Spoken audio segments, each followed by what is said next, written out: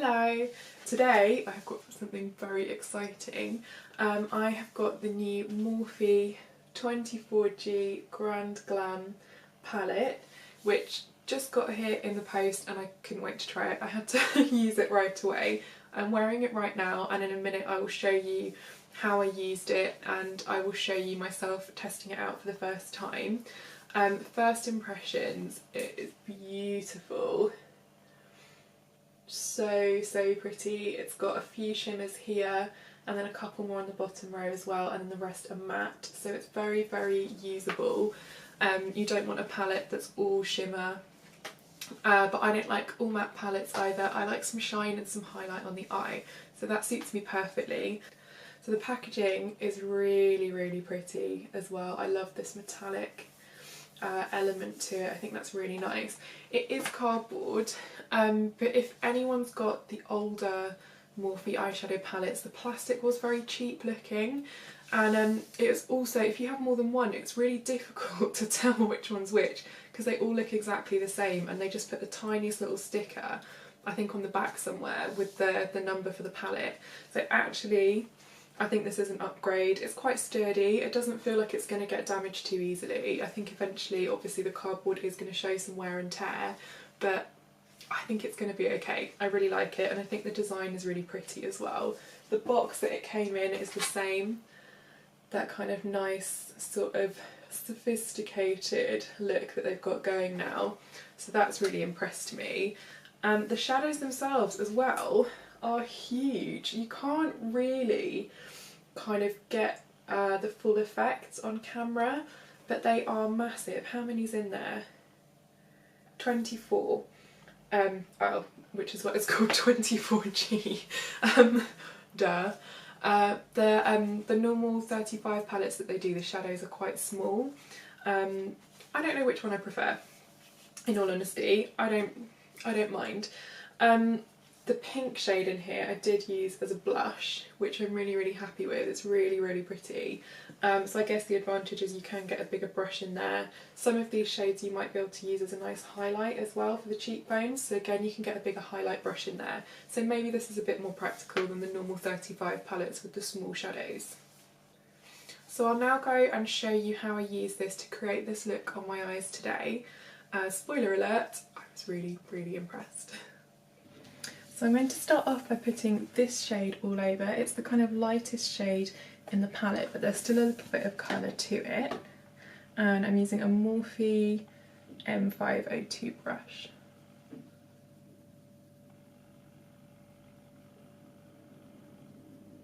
Just sweeping that all over the eye. And next I'm going to go in with a different brush. I think I'll use this Real Techniques one. It's the base shadow brush. Focus. And I'm going to use something a little bit deeper, probably the shade just next to this pale one, this kind of sort of mid warm brown colour.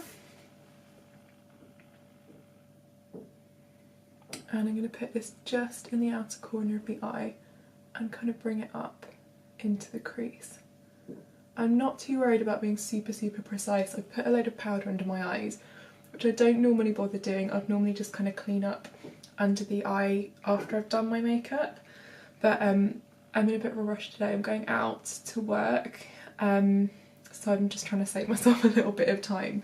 So if there's any fallout from the eyeshadows, or if you're a little bit sloppy with your blending, it's quite good because you can just sweep it away. Just be careful about kind of leaving sort of caked on powder afterwards. That's why I tend not to do this, because I think it's really easy to sort of just cake it on a bit much. You need to find exactly the right type of powder. This is the Kat Von D brightening powder. It's really nice.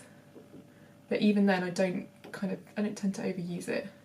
I'm just kind of starting to blend that crease shade through the eye socket. I'm taking it quite high because I have a lot of space from my lid to my eyebrow. I don't have a lot of space on my eyelid itself, but lid to brow I've got lots and lots of room. So I take my eyeshadows quite high up towards the brow bone. And I'm going to go back with that Morphe blending brush and just blend it like this. Just back and forth, just small circles, just to make that super smooth and super blended. Sorry, the sun had come out just a little bit, so I just adjusted my blinds. I hope you can see a little bit better now. It's probably going to come out again even stronger, and I might have to just make another little tweak to my sophisticated lighting arrangement. So I'm just carrying on, just blending those same two colours. And you can see it's starting to look nice and soft, nice and blended. So I think I'm going to introduce another colour now. I think we'll go for something darker. So I'm quite liking the look of this side of the palette here. There's that hot pink, which I might actually use on my cheeks, but I like these two kind of real orange toned browns. So I think we'll go for this one, the brighter one. And I'm just going to take a little bit of that just on my Real Techniques brush. There's still a little bit of product left on there from the last shadow I applied. And I'm going to put that right on the outer corner, and again, just kind of start blending that. I'm blending kind of outwards and then inwards a little bit, but I'm not going all the way through the socket line.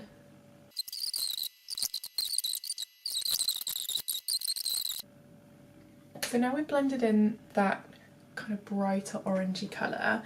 I'm going to go in and put something over the lid of the eye, and I'm really excited to try the shimmers in this palette because they look so nice.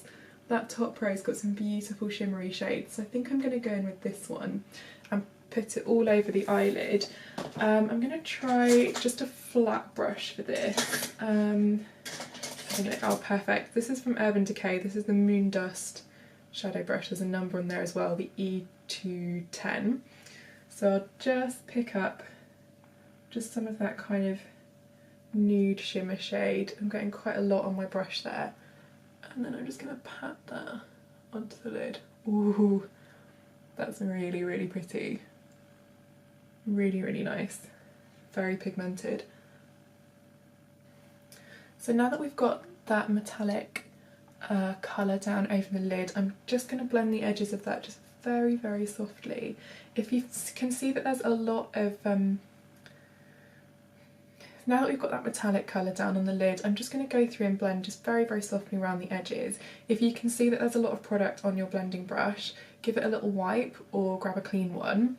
But I think this is going to be fine for me. And I'm just going to softly just blending those edges through.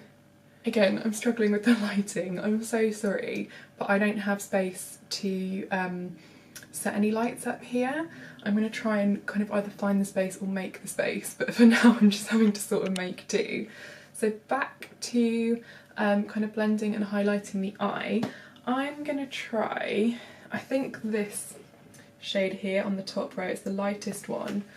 Might be a little bit dark on me, but we'll give it a try anyway. And I'm going to grab a clean brush for this. So I've got here a Morphe M503, which is really nice for highlighting, but also blending as well because it's nice and fluffy. And I'm just going to go for that inner corner.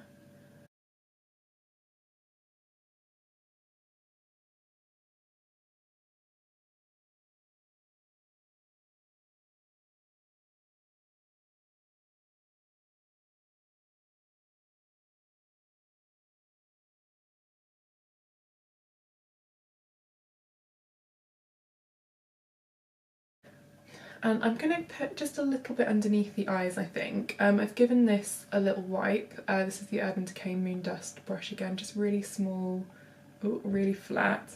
And I'm going to go underneath the eyes. I think maybe we'll go a bit bright. So I'm eyeing up this shadow on the bottom row, right in the middle. Let's go in with a bit of that, see what we think.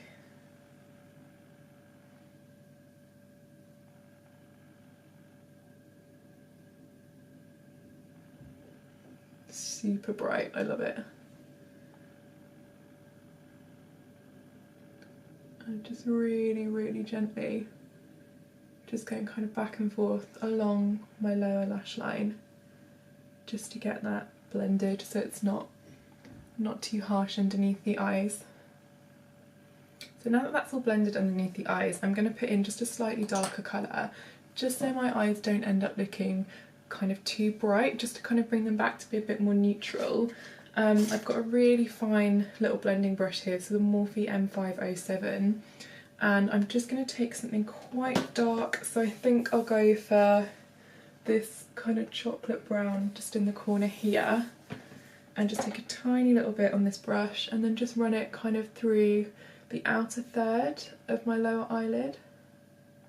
So I'm going to go ahead and apply some liner, some lashes, and just finish off my base as well, and I'll come back and give you my final thoughts. I'm back.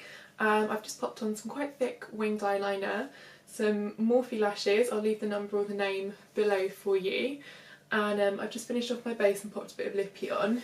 My final thoughts: I love this palette. I'm so happy that I've bought it. I think I can see myself getting a lot of use out of it, especially because everyone loves these warm colours at the moment. I think my clients are going to love this as well. I love that there's a mixture of matte and shimmers, and they all seem to blend out quite nicely. There doesn't seem to be like a difference in the formula between textures. They all seem really, really easy to use, really blendable. 10 out of 10, I think. If it's not sold out already, go and get one if you like the look of it. You can't really go wrong with a Morphe palette, they're so affordable. Thank you for watching, and if you'd like to see me film something, let me know. Let me know what you think of the palette if you've tried it as well, and I'll see you next time.